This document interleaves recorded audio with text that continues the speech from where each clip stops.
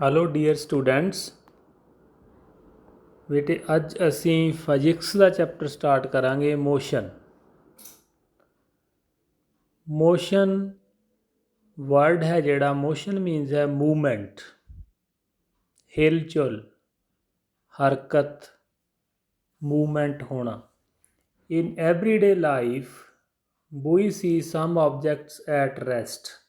Rest is the opposite word of motion and others in motion. ਕੁਝ object ਅਸੀਂ rest 'ਤੇ ਦੇਖਦੇ ਹਾਂ ਅਤੇ ਕੁਝ ਮੋਸ਼ਨ ਦੇ ਵਿੱਚ ਦੇਖਦੇ ਹਾਂ। ਚੈਪਟਰ ਅਸੀਂ ਬਰੀਫਲੀ ਪੜ੍ਹਾਂਗੇ, ਐਗਜ਼ਾਮਪਲਸ ਘੱਟ ਲਵਾਂਗੇ, ਜਿਵੇਂ birds fly, fish swim, stars and galaxies are all in motions. ਇਹ ਸਾਰੀਆਂ ਚੀਜ਼ਾਂ ਮੋਸ਼ਨ ਵਿੱਚ ਹਨ, ਮੂਵਮੈਂਟ ਵਿੱਚ ਹਨ। ਕਿਵੇਂ ਪਤਾ ਲੱਗਦਾ ਕਿ ਇਹ ਮੋਸ਼ਨ ਵਿੱਚ ਹਨ? When its position changes with time, ਜਦੋਂ ਕਿਸੇ ਆਬਜੈਕਟ ਦੀ ਪੋਜੀਸ਼ਨ ਟਾਈਮ ਦੇ ਨਾਲ ਚੇਂਜ ਹੋ ਜਾਵੇ। 5 ਮਿੰਟ ਪਹਿਲਾਂ ਇੱਕ ਪੁਆਇੰਟ 'ਤੇ ਹੈ ਅਤੇ 5 ਮਿੰਟ ਬਾਅਦ ਕਿਤੇ ਹੋਰ ਹੋਵੇਗੀ ਤਾਂ ਉਹ ਮੋਸ਼ਨ 'ਚ ਹੋਵੇਗੀ। ਜੇ ਉਸੇ ਪੁਆਇੰਟ 'ਤੇ ਹੈ then it is an rest. So ਤੁਹਾਨੂੰ ਦੋ ਵਰਡ ਸਮਝ ਵਿੱਚ ਆ ਗਏ ਹੋਣਗੇ। When position doesn't change then the body is at rest and when the position changes then it is in motion. When the position change with time then the object will be in motion. What causes the phenomenon of sunrise, sunset and changing of seasons? ਸੂਰਜ ਦਾ ਚੜ੍ਹਨਾ, ਛਿਪਣਾ, ਮੌਸਮ ਦਾ change ਹੋਣਾ, it is due to the motion of earth. ਇਹ ਅਰਥ ਦੀ motion ਕਰਕੇ ਹੈ। An object may appear to be moving for one person and stationary for the some other. ਇੱਕ ਆਬਜੈਕਟ ਕਿਸੇ ਇੱਕ ਬੰਦੇ ਲਈ ਸਟੇਸ਼ਨਰੀ ਹੋ ਸਕਦੀ ਹੈ ਅਤੇ ਦੂਸਰੇ ਲਈ ਉਹ ਮੋਸ਼ਨ ਵਿੱਚ ਹੋ ਸਕਦੀ ਹੈ। ਕਿਸ ਤਰ੍ਹਾਂ?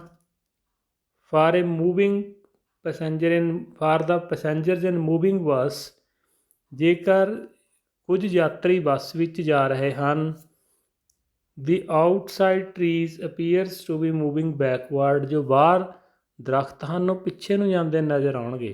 A person standing on the road side perceives the bus along with the passengers as moving.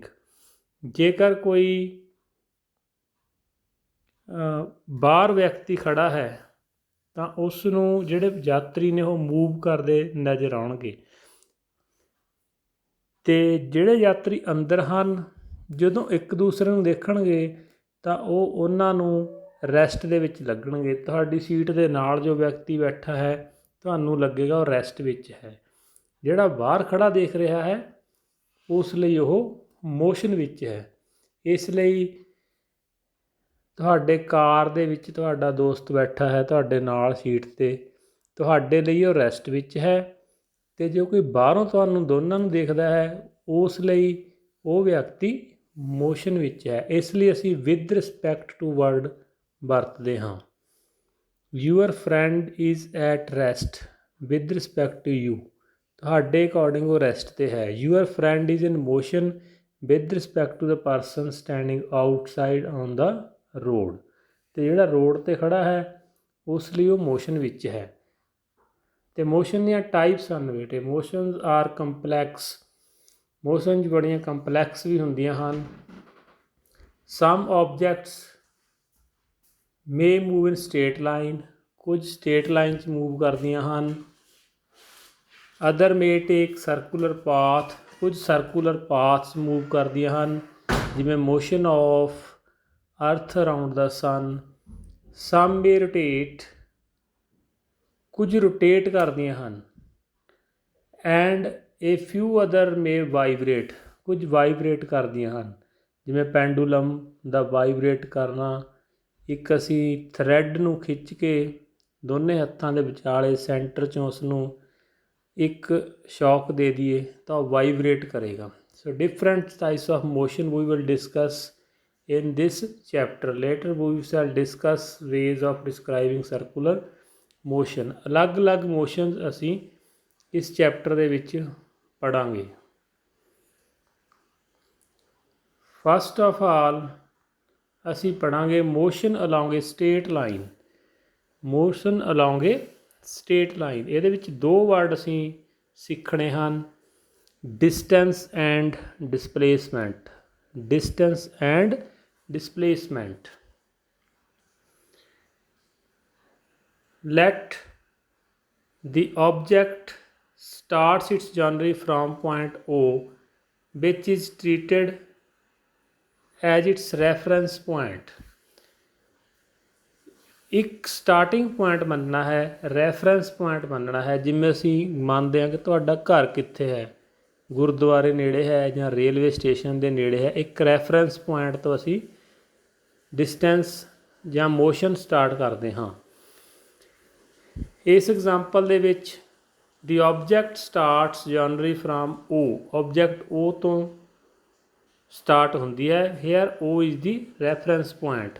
Light A B C represent the position of object at different instants. ਅਲੱਗ-ਅਲੱਗ ਸਮੇਂ 'ਤੇ ਆਬਜੈਕਟ ਦੀ ਪੋਜੀਸ਼ਨ ਅਲੱਗ-ਅਲੱਗ ਹੈ, ਕਦੇ A 'ਤੇ ਹੈ, B 'ਤੇ ਹੈ ਐਂਡ C 'ਤੇ ਹੈ। At first the object moves through C and B and reaches A। ਇੱਕ ਆਬਜੈਕਟ C ਅਤੇ B ਦੇ ਵਿੱਚੋਂ ਪਾਸ ਹੋ ਕੇ A ਤੇ ਪਹੁੰਚਦੀ ਹੈ। ਦੈਨ ਦੀ ਮੋਸ਼ਨ ਬੈਕ ਅਲੋਂਗ ਦਾ ਸੇਮ ਪਾਥ, ਫਿਰ ਉਸੇ ਪਾਸ ਦੇ ਅਲੋਂਗ ਬੈਕ ਆਉਂਦੀ ਹੈ ਐਂਡ ਰੀਚਿਜ਼ C ਥਰੂ B, ਅਤੇ C ਦੇ ਵਿੱਚੋਂ ਹੁੰਦੀ ਹੋਈ B 'ਤੇ ਪਹੁੰਚਦੀ ਹੈ। ਇਹ ਜੋ ਬੋਲਿਆ ਉੱਪਰ ਕਲੀਅਰ ਕਰੋ ਬੇਟੇ।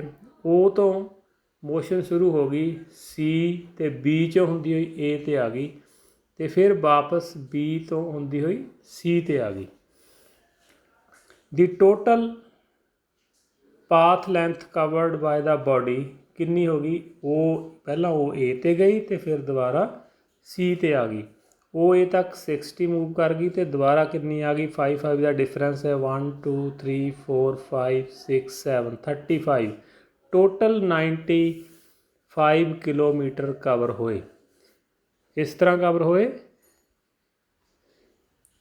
O ਤੋਂ 60 ਕਿਲੋਮੀਟਰ A ਤੱਕ ਚਲੀ ਗਈ ਅਤੇ ਦੁਬਾਰਾ ਫਿਰ C 'ਤੇ ਆ ਕੇ ਆਬਜੈਕਟ ਰੁਕ ਗਈ, ਅਤੇ ਟੋਟਲ ਡਿਸਟੈਂਸ,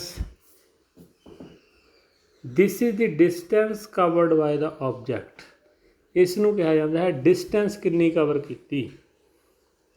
95। ਅਤੇ ਹੁਣ ਜਿਹੜੀ ਕੁਆਂਟਿਟੀ ਹੈ ਡਿਸਪਲੇਸਮੈਂਟ। ਡਿਸਪਲੇਸਮੈਂਟ ਕੀ ਹੈ? ਡਿਸਟੈਂਸ ਤੁਸੀਂ ਸਮਝ ਲੱਗ ਗਏ, ਜਿੰਨੀ ਦੂਰੀ ਕਵਰ ਕਰ ਲਈ that is called distance. Displacement ਕੀ ਹੈ? ਬਾਡੀ ਦੇ ਵਿੱਚ ਟੋਟਲ ਮੂਵਮੈਂਟ ਕਿੰਨੀ ਹੋਈ? The shortest distance measured from the initial point to the final point. ਸ਼ੁਰੂ ਅਤੇ ਫਾਈਨਲ ਪੁਆਇੰਟ ਦੇ ਵਿੱਚ ਕਿੰਨੀ ਡਿਸਟੈਂਸ ਹੈ, ਉਹ ਹੈ ਡਿਸਪਲੇਸਮੈਂਟ। ਇਹ ਕਿੰਨੀ ਹੈ? 25। ਡਿਸਪਲੇਸਮੈਂਟ ਕਿੰਨੀ ਹੈ? 25।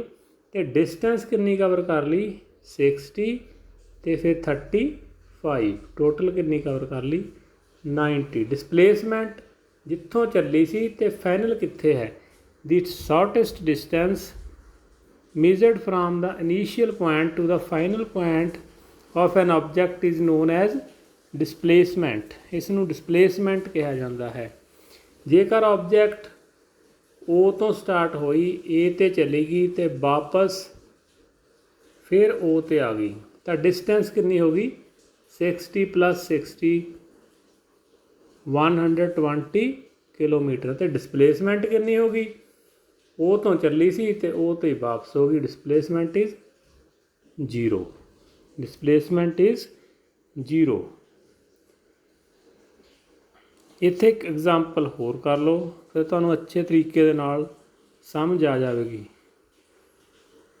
Motion from O to A the distance is 60 kilometre and the magnitude of displacement is also 60।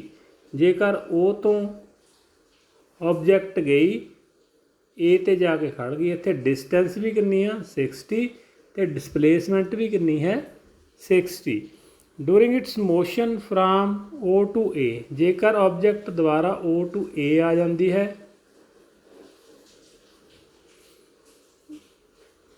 O to A and back to B, ਪਹਿਲਾਂ A ਤੇ ਚਲੀ ਜਾਂਦੀ ਹੈ, ਦੁਬਾਰਾ B ਤੇ ਆ ਜਾਂਦੀ ਹੈ। 60 5 10 15 20 25 60 ਤੇ 25 ਡਿਸਟੈਂਸ ਕਿੰਨੀ ਹੋ ਗਈ 85।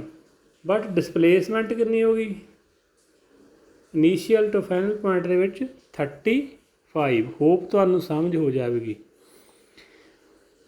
ਸੋ ਡਿਸਪਲੇਸਮੈਂਟ ਕਦੇ ਵੀ ਡਿਸਟੈਂਸ ਤੋਂ ਵੱਡੀ ਨਹੀਂ ਹੁੰਦੀ। Displacement is never greater then distance. Distance ਦੇ ਬਰਾਬਰ ਹੋ ਸਕਦੀ ਆ, ਉਸ ਤੋਂ ਕਦੇ ਵੀ ਵੱਡੀ ਨਹੀਂ ਹੁੰਦੀ। ਅਤੇ ਡਿਸਪਲੇਸਮੈਂਟ 0 ਵੀ ਹੋ ਸਕਦੀ ਆ। ਕਦੋਂ? ਜੇਕਰ ਬਾਡੀ ਜਿੱਥੋਂ ਚੱਲੀ ਹੈ ਉੱਥੇ ਹੀ ਵਾਪਸ ਆ ਜਾਵੇ। A ਤੋਂ ਚੱਲੀ ਹੈ, B ਤੇ ਚਲੀ ਗਈ, C ਤੇ ਚਲੀ ਗਈ, ਫਿਰ D ਤੇ ਚਲੀ ਗਈ। ਡਿਸਟੈਂਸ ਕਿੰਨੀ ਕਵਰ ਕਰੀ ਆ ਸਾਰੀ। ਡਿਸਪਲੇਸਮੈਂਟ ਕਿੰਨੀ ਆ A ਤੋਂ D ਦੇ ਵਿਚਾਲੇ ਜਿੰਨੀ ਡਿਸਟੈਂਸ ਹੈ, ਇਹ ਕੀ ਹੈ displacement. Distance between initial point and final point. ਜੇਕਰ ਆਬਜੈਕਟ ਦੁਬਾਰਾ A ਤੇ ਆ ਜਾਂਦੀ ਹੈ ਤਾਂ ਡਿਸਪਲੇਸਮੈਂਟ ਕਿੰਨੀ ਹੋ ਜਾਵੇਗੀ 0। ਹੋਪ ਤੁਹਾਨੂੰ ਸਮਝ ਆ ਗਈ ਹੋਊਗੀ ਕਿ ਡਿਸਟੈਂਸ ਅਤੇ ਡਿਸਪਲੇਸਮੈਂਟ ਦੇ ਵਿੱਚ ਕੀ ਫਰਕ ਹੈ।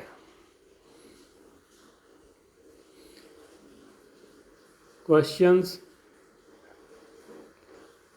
ਡਿਸਕਸ ਕਰ ਸਕਦੇ ਹਾਂ ਅਤੇ ਲਿਖਣੇ ਵੀ ਹਨ। An object has moves through a distance, can it have 0 displacement. ਇੱਕ ਆਬਜੈਕਟ ਨੇ ਕੁਝ ਡਿਸਟੈਂਸ ਕਵਰ ਕਰੀ ਆ, ਕੀ ਉਸ ਦੀ ਡਿਸਪਲੇਸਮੈਂਟ 0 ਹੋ ਸਕਦੀ ਹੈ? ਯੈਸ ਹੋ ਸਕਦੀ ਹੈ। Yes support your answer. ਕਦੋਂ ਹੋਵੇਗੀ? ਜੇਕਰ ਜਿਸ ਪੁਆਇੰਟ ਤੋਂ ਚੱਲੀ ਹੈ ਉਸੇ ਪੁਆਇੰਟ 'ਤੇ ਵਾਪਸ ਆ ਜਾਵੇ। ਉਹਨੇ ਡਿਸਟੈਂਸ ਵੀ ਕਵਰ ਕਰ ਲਈ ਅਤੇ ਡਿਸਪਲੇਸਮੈਂਟ ਵੀ 0 ਹੋ ਗਈ।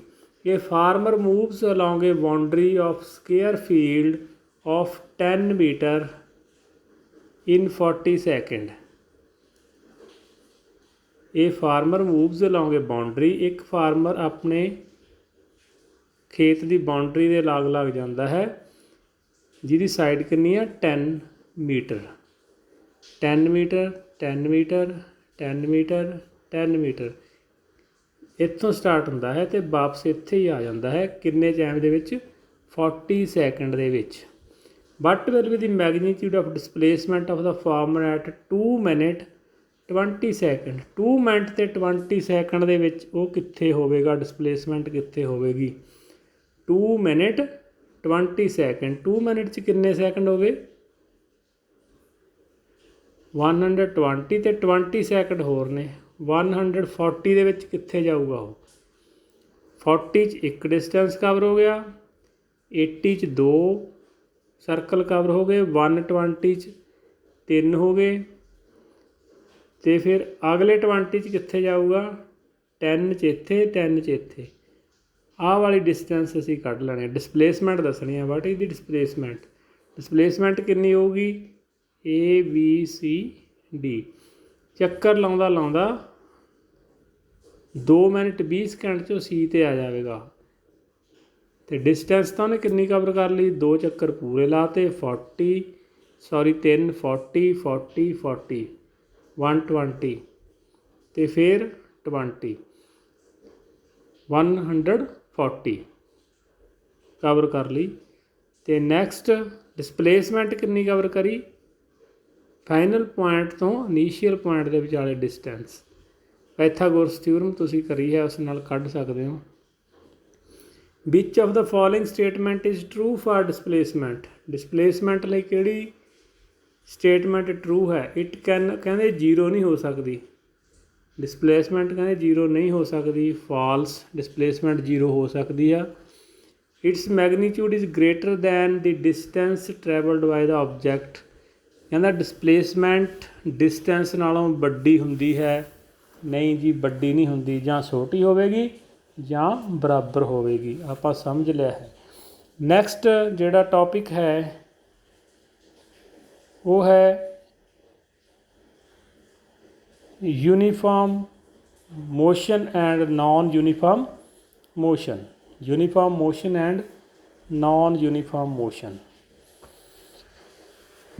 ਸਿੰਪਲ ਕੀ ਹੈ? ਜਦੋਂ ਕੋਈ ਬੋਡੀ ਇੱਕੋ ਜਿਹੀ ਦੂਰੀ ਇੱਕੋ ਜਿਹੇ ਟਾਈਮ 'ਚ ਕਵਰ ਕਰਦੀ ਹੈ ਉਸ ਨੂੰ ਯੂਨੀਫਾਰਮ ਮੋਸ਼ਨ ਕਿਹਾ ਜਾਂਦਾ ਹੈ। ਸਿੰਪਲ ਲੈਂਗੁਏਜ ਦੇ ਵਿੱਚ ਜਦੋਂ ਸਪੀਡ ਵੱਧਦੀ ਘਟਦੀ ਨਹੀਂ ਹੈ, ਇੱਕੋ ਸਪੀਡ 'ਤੇ ਕੋਈ ਚੀਜ਼ ਜਾ ਰਹੀ ਹੈ, ਉਸ ਨੂੰ ਯੂਨੀਫਾਰਮ ਮੋਸ਼ਨ ਕਹਿੰਦੇ ਹਾਂ। ਕਦੇ ਕੋਈ ਆਬਜੈਕਟ ਤੇਜ਼ ਹੋ ਜਾਂਦੀ ਹੈ ਜਾਂ ਹੌਲੀ ਹੋ ਜਾਂਦੀ ਹੈ, ਉਹ ਹੁੰਦੀ ਹੈ ਨੌਨ ਯੂਨੀਫਾਰਮ ਮੋਸ਼ਨ। ਅਤੇ ਇਸ ਨੂੰ ਕਿਸ ਤਰ੍ਹਾਂ ਲਿਖਾਂਗੇ? As the object covers equal distance in equal interval of time, it is said to be uniform motion। ਜਦੋਂ ਇੱਕ ਬੋਡੀ ਇੱਕੋ ਜਿਹੇ ਟਾਈਮ ਦੇ ਵਿੱਚ ਇੱਕੋ ਜਿਹੀ ਦੂਰੀ ਕਵਰ ਕਰਦੀ ਹੈ ਉਸ ਨੂੰ ਯੂਨੀਫਾਰਮ ਮੋਸ਼ਨ ਕਿਹਾ ਜਾਂਦਾ ਹੈ। ਪਹਿਲੇ 10 ਮਿੰਟ ਵਿੱਚ ਵੀ 1 ਕਿਲੋਮੀਟਰ ਗਈ, ਦੂਜੇ 10 ਮਿੰਟ ਵਿੱਚ ਵੀ 1 ਕਿਲੋਮੀਟਰ ਗਈ, ਤੀਜੇ 10 ਮਿੰਟ ਵਿੱਚ ਵੀ 1 ਕਿਲੋਮੀਟਰ ਗਈ, ਤਾਂ ਯੂਨੀਫਾਰਮ ਮੋਸ਼ਨ ਹੈ। ਜੇਕਰ ਪਹਿਲੇ 10 ਮਿੰਟ ਵਿੱਚ 1 ਕਿਲੋਮੀਟਰ ਗਈ, ਦੂਸਰੇ 10 ਮਿੰਟ ਵਿੱਚ 2 ਕਿਲੋਮੀਟਰ ਚਲੀ ਗਈ, ਭਾਵ ਤੇਜ਼ ਹੋ ਗਈ, ਅਤੇ ਅਗਲੇ ਦੇ ਵਿੱਚ ਅੱਧਾ ਕਿਲੋਮੀਟਰ ਗਈ, ਹੌਲੀ ਹੋ ਗਈ। This is non uniform motion. So uniform motion ਕੀ ਹੈ? ਪਹਿਲਾਂ when the object covers equal distance in equal interval of time, ਇੱਕੋ ਜਿਹੇ ਸਮੇਂ ਵਿੱਚ ਇੱਕੋ ਜਿਹੀ ਦੂਰੀ ਕਵਰ ਕਰਨੀ, it is said to be uniform motion। ਅਤੇ ਨੋਨ ਯੂਨੀਫਾਰਮ ਤੁਹਾਡੇ ਆਟੋਮੈਟਿਕਲੀ ਹੁਣ ਸਮਝ ਆਵੇ ਹੋਗੀ। ਔਰ ਨੋਨ ਯੂਨੀਫਾਰਮ ਕੀ ਹੈ? when a body may take different amount of time to cover a given distance, some of them moves fast and some move slowly, ਤਾਂ ਉਹ ਕਿਹੜੀ ਮੋਸ਼ਨ ਹੋਵੇਗੀ? Non uniform motion.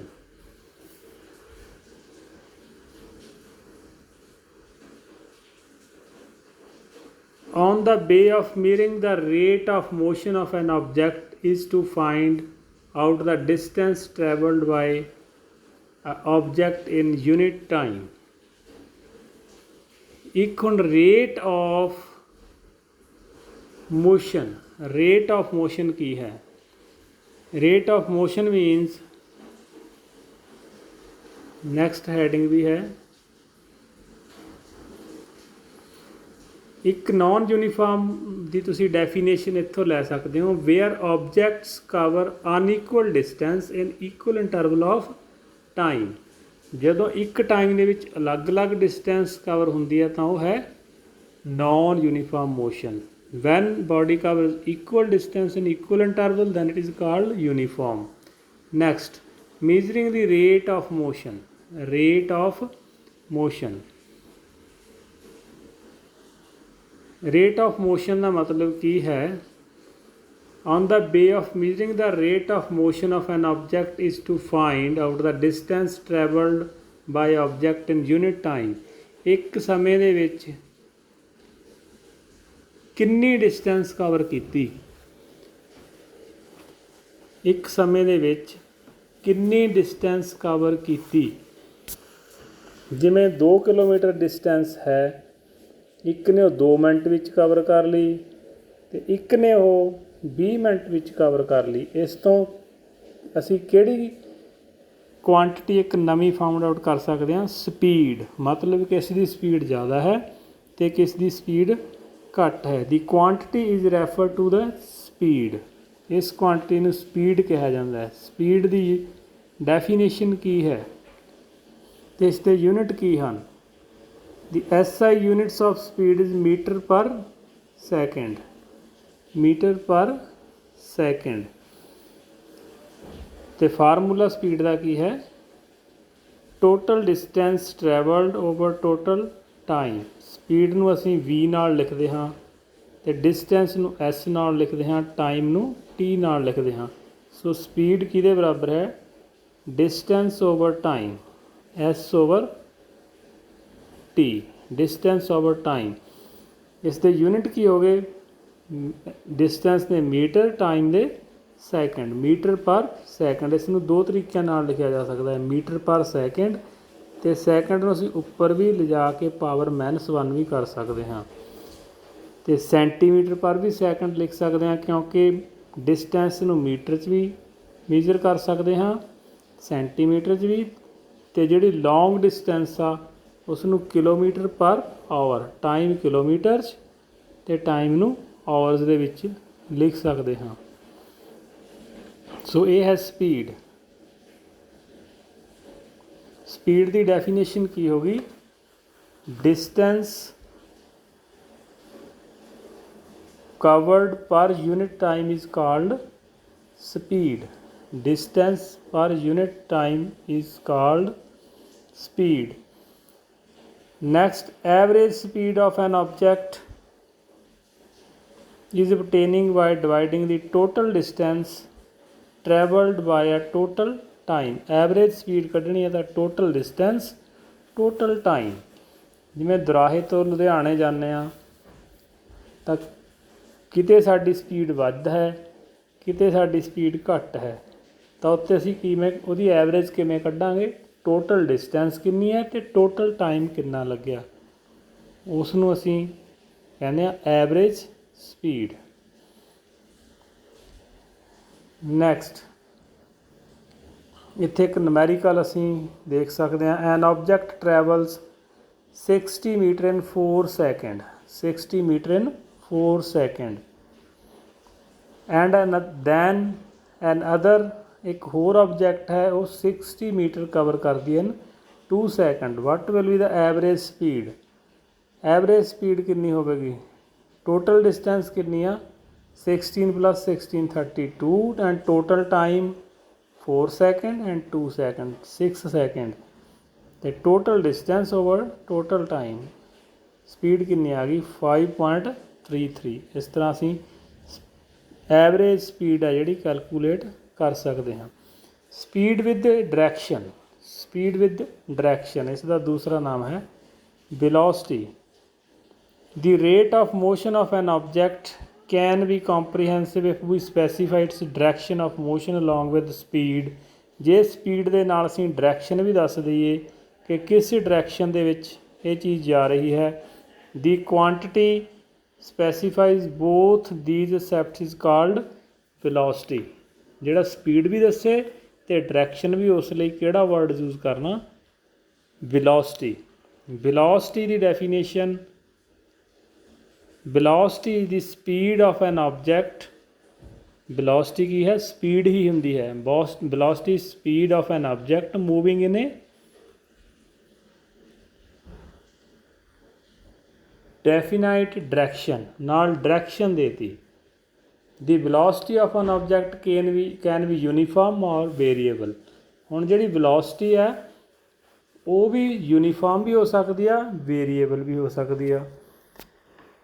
It can be changed, velocity ਕਿਵੇਂ change ਕੀਤੀ ਜਾ ਸਕਦੀ ਹੈ, bye changing object speed. ਜਾਂ ਤਾਂ ਸਪੀਡ ਚੇਂਜ ਕਰ ਦਿਓ, 60 ਦੀ ਸਪੀਡ 'ਤੇ ਜਾ ਰਿਹਾ ਅਤੇ 80 'ਤੇ ਕਰ ਦਿਓ ਤਾਂ ਸਪੀਡ ਚੇਂਜ ਹੋ ਗਈ, ਵੈਲੋਸਿਟੀ ਚੇਂਜ ਹੋ ਗਈ। And also bye changing the direction of motion, ਜਾਂ ਡਾਇਰੈਕਸ਼ਨ ਚੇਂਜ ਕਰ ਦਿਓ। ਜਿਸ ਤਰ੍ਹਾਂ ਇਸ ਡਾਇਰੈਕਸ਼ਨ 'ਚ ਜਾ ਰਹੀ ਹੈ ਆਬਜੈਕਟ, ਤੁਸੀਂ ਇਸ ਦੀ ਡਾਇਰੈਕਸ਼ਨ ਚੇਂਜ ਕਰ ਦਿਓ, ਫਿਰ ਵੀ ਵੈਲੋਸਿਟੀ ਚੇਂਜ ਹੋ ਜਾਂਦੀ ਹੈ। ਜਾਂ ਦੋਨੋਂ ਚੇਂਜ ਕਰ ਦਿਓ, ਸਪੀਡ ਵੀ ਚੇਂਜ ਕਰ ਦਿਓ ਅਤੇ ਡਾਇਰੈਕਸ਼ਨ ਵੀ ਚੇਂਜ ਕਰ ਦਿਓ। ਸੋ ਵੈਲੋਸਿਟੀ ਦੇ ਯੂਨਿਟ ਸਪੀਡ ਵਾਲੇ ਹੀ ਹਨ। Velocity and speed has the same unit. ਫਰਕ ਕਿੱਥੇ ਹੈ, ਸਿਰਫ ਸਪੀਡ ਦੇ ਵਿੱਚ ਡਾਇਰੈਕਸ਼ਨ ਮੈਂਸ਼ਨ ਨਹੀਂ ਹੁੰਦੀ, ਵੈਲੋਸਿਟੀ ਕੀ ਹੁੰਦੀ ਹੈ, speed with direction. So units ਕੀ ਨੇ, metre per second, metre per second. ਤੋ ਇਸ ਦੇ ਆਧਾਰ 'ਤੇ ਕੁਐਸਚਨ ਹਨ, what is the difference between speed and velocity. Speed ਕੀ ਹੈ, distance per unit time. Velocity speed with direction, ਅਤੇ ਨਾਲ ਡਾਇਰੈਕਸ਼ਨ ਦੇ ਦੇਣੀ ਹੈ। ਨੈਕਸਟ ਇੰਪੋਰਟੈਂਟ ਕੁਐਸਚਨ ਹੈ, ਵਾਟ does the ਓਡੋਮੀਟਰ of N automobile ਮੀਜ਼ਰ। ਜੋ ਸਾਡੇ ਗੱਡੀਆਂ ਦੇ ਵਿੱਚ ਲੱਗਿਆ ਹੁੰਦਾ ਆਡੋਮੀਟਰ, ਉਹ ਕੀ ਮੀਅਰ ਕਰਦਾ ਹੈ? Distance covered. ਜੋ ਵਿੱਚ ਸਪੀਡ ਵਾਲੇ ਮੀਟਰ ਦੇ ਵਿੱਚ ਜੋ ਨੰਬਰਿੰਗ ਚੱਲ ਰਹੀ ਹੈ ਉਸ ਨੂੰ ਆਡੋਮੀਟਰ ਆਖਦੇ ਹਨ। ਆਡੋਮੀਟਰ ਆਫ ਐਨ ਆਟੋਮੋਬਾਈਲ ਮੀਜ਼ਰਸ, ਕੀ ਮੀਜ਼ਰ ਕਰਦਾ? It measure distance covered, distance covered. So ਇਸ ਦੇ ਕੁਛ ਨੂਮੈਰੀਕਲ ਹਨ। ਨੈਕਸਟ ਟੌਪਿਕ ਹੈ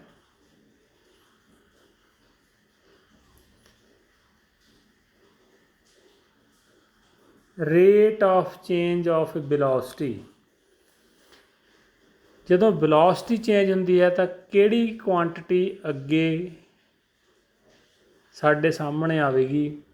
during uniform motion of an object along a straight line the velocity remains constant.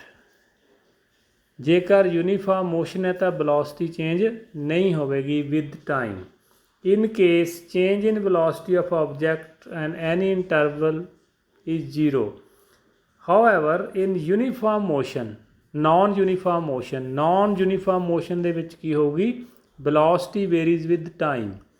ਜਦੋਂ velocity time ਦੇ ਨਾਲ ਬਦਲ ਗਈ, time ਦੇ ਨਾਲ velocity ਜਾਂ speed change ਹੋ ਗਈ, it has different values at the different instant. ਅਲੱਗ-ਅਲੱਗ ਇੰਸਟੈਂਟ 'ਤੇ ਅਲੱਗ-ਅਲੱਗ ਵੈਲਿਊ ਹੈ। ਸੋ ਇਸ ਨੂੰ ਅਸੀਂ ਕਿਵੇਂ ਐਕਸਪ੍ਰੈਸ ਕਰਾਂਗੇ? Which is the measure of change in velocity of an object per unit time. ਜਦੋਂ ਵੈਲੋਸਿਟੀ ਪਰ ਯੂਨਿਟ ਟਾਈਮ ਦੇ ਅਕੋਰਡਿੰਗ ਚੇਂਜ ਹੋ ਗਈ, this is called acceleration. This is called acceleration. Acceleration ਦਾ formula velocity over time। velocity ਦਾ formula ਕੀ ਸੀ? distance over time। speed ਦਾ ਫਾਰਮੂਲਾ ਵੀ distance over time। velocity displacement over time ਵੀ ਕਿਹਾ ਜਾਂਦਾ ਹੈ। ਤੇ acceleration ਕੀ ਹੈ? velocity over time। velocity over time। if the velocity of object changes from initial velocity u, ਜੇਕਰ ਸਟਾਰਟਿੰਗ ਵੈਲੋਸਿਟੀ u ਹੈ ਐਂਡ ਤੇ ਵੱਧ ਕੇ ਕਿੰਨੀ ਹੋ ਗਈ? ਫਾਈਨਲ ਵੈਲੋਸਿਟੀ v ਕਿੰਨੇ ਟਾਈਮ ਦੇ ਵਿੱਚ? t ਟਾਈਮ ਦੇ ਵਿੱਚ। ਤਾਂ ਐਕਸਲਰੇਸ਼ਨ ਦਾ ਫਾਰਮੂਲਾ ਕੀ ਹੋਵੇਗਾ? Change in velocity over time taken. Change in velocity over time taken. ਪਹਿਲਾਂ u ਸੀ initial velocity, final velocity v, time ਕਿੰਨਾ ਲੱਗਿਆ t, ਤਾਂ ਐਕਸਲਰੇਸ਼ਨ ਕਿਹਦੇ ਬਰਾਬਰ ਹੋਏਗੀ? Change in velocity v minus u over time। ਤੇ ਇਹਦੇ ਯੂਨਿਟ ਕੀ ਹੋ ਗਏ ਫਿਰ? Metre per second square. Metre per second square. This kind of motion is known as accelerated motion. ਜੇ ਸਪੀਡ ਵੱਧ ਗਈ ਤਾਂ ਐਕਸਲਰੇਟਡ ਮੋਸ਼ਨ, ਜੇ ਸਪੀਡ ਘਟ ਗਈ ਤਾਂ it is called retardation. Retarded motion. ਇਸ ਨੂੰ ਰਿਟਾਰਡਡ ਮੋਸ਼ਨ ਵੀ ਕਿਹਾ ਜਾਂਦਾ ਹੈ। ਜਾਂ ਇਸ ਨੂੰ if the direction of the velocity and negative when opposite to the direction of velocity। ਜੇ ਪੋਜ਼ਿਟਿਵ ਇਹਦੀ ਡਾਇਰੈਕਸ਼ਨ ਵੈਲੋਸਿਟੀ ਵੱਲ ਨੂੰ ਆ ਤਾਂ ਇਸ ਨੂੰ ਪੋਜ਼ਿਟਿਵ ਲਵਾਂਗੇ, and negative when it is opposite to the direction. ਤਾਂ ਜਦੋਂ ਆਪੋਜਿਟ ਲੱਗਦੀ ਹੈ ਤਾਂ ਇਸ ਨੂੰ ਨੈਗੇਟਿਵ ਲਵਾਂਗੇ। If an object travels in a straight line and its velocity increases or decreases by equal amount in equal interval of time, ਜਦੋਂ velocity ਇੱਕੋ ਜਿਹੀ ਇੰਟਰਵਲ ਦੇ ਵਿੱਚ ਇਨਕਰੀਜ਼ ਔਰ ਡਿਕਰੀਜ਼ ਕਰਦੀ ਆ, then the acceleration of object is said to be uniform। ਤਾਂ ਇਸ ਨੂੰ ਕੀ ਕਿਹਾ ਜਾਂਦਾ ਹੈ? uniform। The motion of free falling body example of uniformly accelerated motion। ਇੱਕ ਥੱਲੇ ਨੂੰ ਗਿਰ ਰਹੀ ਆਬਜੈਕਟ ਦੀ ਮੋਸ਼ਨ ਆ ਜਿਹੜੀ ਯੂਨੀਫਾਰਮਲੀ ਐਕਸਲਰੇਟਡ ਆ। On the other hand the object can travel with non uniform acceleration if its velocity changes. ਜਦੋਂ ਇਸ ਦੀ ਵੈਲੋਸਿਟੀ ਜੇ ਚੇਂਜ ਹੋ ਜਾਵੇ then it is called non uniform accelerated motion. For example ਜਿਵੇਂ ਇਹ car travels along a straight road increases its speed unequal amount and equal interval of time. ਇਕੁਅਲ time ਦੇ ਵਿੱਚ ਸਪੀਡ ਵੇਰੀ ਕਰ ਰਹੀ ਆ, ਕਦੇ ਵੱਧ ਰਹੀ ਆ ਕਦੇ ਘਟ ਰਹੀ ਆ। ਜੇ ਤਾਂ ਰੈਗੂਲਰ ਵੱਧ ਰਹੀ ਆ then car is said to be moving with non uniform acceleration, ਤਾਂ ਉਸ ਨੂੰ ਕੀ ਕਹਾਂਗੇ, ਨੋਨ ਯੂਨੀਫਾਰਮ ਐਕਸਲਰੇਸ਼ਨ। ਅਨਈਕੁਅਲ, ਕਦੇ ਘੱਟ ਵੱਧ ਗਈ ਕਦੇ ਵੱਧ ਗਈ। ਜਦੋਂ ਸੇਮ ਰੇਸ਼ੋ ਦੇ ਵਿੱਚ ਵੱਧਦੀ ਹੈ then it is called uniform accelerated motion. So ਇਸ ਦੇ ਰਿਗਾਰਡਿੰਗ ਵੀ ਬੇਟੇ ਨੂਮੈਰੀਕਲ ਹਨ। ਇੱਕ ਨੂਮੈਰੀਕਲ ਅਸੀਂ ਕਰਾਂਗੇ, starting from A stationery position, stationery ਖੜੀ ਚੱਲੀ ਹੈ ਇਸ ਲਈ ਇਨੀਸ਼ੀਅਲ ਵੈਲੋਸਿਟੀ ਕਿੰਨੀ ਹੋਗੀ u0। ਰਾਹੁਲ ਪੈਦਲ ਜੀ bicycle to attain velocity of 6 metre per second, ਅਤੇ ਉਹਦੀ ਵੈਲੋਸਿਟੀ ਕਿੰਨੀ ਕਰਤੀ 6 metre per second. Final velocity ਕਿੰਨੀ ਹੋਗੀ 6, ਪਹਿਲਾਂ ਖੜਾ ਸੀ 0 ਸੀ ਫਿਰ ਵੱਧ ਗਈ ਇਨ 30 ਸੈਕਿੰਡ, ਟਾਈਮ ਕਿੰਨਾ ਹੋ ਗਿਆ 30 second. Then he applies brakes, ਫਿਰ ਉਹ ਬ੍ਰੇਕ ਅਪਲਾਈ ਕਰ ਦਿੰਦਾ and the velocity of bicycle comes down to 4 metre per second. ਹੁਣ ਬ੍ਰੇਕ ਲਾ ਤੇ 6 ਟੂ ਕਿੰਨੀ ਹੋ ਗਈ 4 ਇਨ ਨੈਕਸਟ 5 ਸੈਕਿੰਡ, ਅਗਲੇ 5 ਸੈਕਿੰਡ ਵਿੱਚ। Calculate the acceleration of bicycle, acceleration ਕੀ ਹੁੰਦਾ ਚੇਂਜ ਇਨ ਵੈਲੋਸਿਟੀ ਪਰ ਸੈਕਿੰਡ, ਐਕਸਲਰੇਸ਼ਨ ਕੈਲਕੂਲੇਟ ਕਰਨੀ ਹੈ। ਪਹਿਲਾਂ 0 ਸੀ ਅਤੇ 6 ਹੋ ਗਈ, ਟਾਈਮ 30 ਸੀ, ਫਾਰਮੂਲਾ ਲਾ ਦਿਓ change in velocity over time ਕਿੰਨਾ ਆ ਗਿਆ 0.2 ਮੀਟਰ ਪਰ ਸੈਕਿੰਡ। ਇਹ ਪੋਜ਼ੀਟਿਵ ਆ ਗਈ ਕਿਉਂਕਿ ਜਿਹੜੀ ਸਪੀਡ ਹੈ ਉਹ ਵਧੀ ਹੈ। ਅਗਲੇ ਦੇ ਵਿੱਚ ਪਹਿਲਾਂ 6 ਸੀ u, ਫਿਰ ਘਟ ਕੇ ਕਿੰਨੀ ਹੋ ਗਈ 4, 5 ਸੈਕਿੰਡ ਲੱਗੇ। ਇੱਥੇ ਆਨਸਰ ਮਾਈਨਸ ਦੇ ਵਿੱਚ ਹੈ, ਮੀਨਸ ਐਕਸਲਰੇਸ਼ਨ ਆ ਜਿਹੜੀ ਉਹ ਮਾਈਨਸ ਆ ਗਈ ਬਿਕੋਜ਼ ਵੈਲੋਸਿਟੀ ਆ ਜਿਹੜੀ ਡਿਕਰੀਜ਼ ਹੋ ਗਈ ਫਰਾਮ 6 ਟੂ 4, ਇਸ ਲਈ ਆਨਸਰ ਹੈ ਜਿਹੜਾ ਨੈਗੇਟਿਵ ਆਵੇਗਾ। ਸੋ ਬੇਟੇ ਨੈਕਸਟ ਲੈਕਚਰ ਦੇ ਵਿੱਚ ਅਸੀਂ ਇਸ ਦੀ ਗ੍ਰਾਫੀਕਲ ਰੀਪ੍ਰਜੈਂਟੇਸ਼ਨ ਦੇਵਾਂਗੇ। ਇਸ ਨੂੰ ਅਸੀਂ ਗ੍ਰਾਫ ਨਾਲ ਵੀ ਰੀਪ੍ਰਜੈਂਟ ਕਰ ਸਕਦੇ ਹਾਂ। ਇਸ ਨੂੰ ਧਿਆਨ ਨਾਲ ਵਾਰ-ਵਾਰ ਸੁਣਨਾ ਹੈ ਅਤੇ ਸਿੱਖਣਾ ਹੈ, ਬੜਾ ਈਜੀ ਚੈਪਟਰ ਹੈ ਅਤੇ ਇਹ ਸਾਡੇ ਜੀਵਨ ਦੇ ਵਿੱਚ ਕੰਮ ਵੀ ਆਉਂਦਾ ਹੈ। ਕਿਵੇਂ ਕੈਲਕੂਲੇਟ ਕਰਨੀ ਹੈ ਸਪੀਡ, ਡਿਸਟੈਂਸ ਕਿਵੇਂ ਕੈਲਕੂਲੇਟ ਕਰਨੀ ਹੈ, ਅਤੇ ਡੇਲੀ ਅਸੀਂ ਵਹੀਕਲਸ ਯੂਜ਼ ਕਰਦੇ ਹਾਂ ਉਹਦੇ ਵਿੱਚ ਕਿਸ ਤਰ੍ਹਾਂ ਅਸੀਂ ਸਪੀਡ ਨੂੰ ਕੈਲਕੂਲੇਟ ਕਰ ਸਕਦੇ ਹਾਂ। ਅਤੇ ਡਿਸਟੈਂਸ ਕਿਹੜਾ ਇੰਸਟਰੂਮੈਂਟ ਦੱਸਦਾ ਹੈ, ਓਡੋਮੀਟਰ, ਉਹ ਡਿਸਟੈਂਸ ਕਵਰਡ ਦੱਸਦਾ। ਇਸ ਨੂੰ ਧਿਆਨ ਨਾਲ ਵਾਰ-ਵਾਰ ਸੁਣਨਾ ਹੈ ਅਤੇ ਯਾਦ ਕਰਨਾ ਹੈ। ਓਕੇ ਬੇਟੇ, ਥੈਂਕ ਯੂ।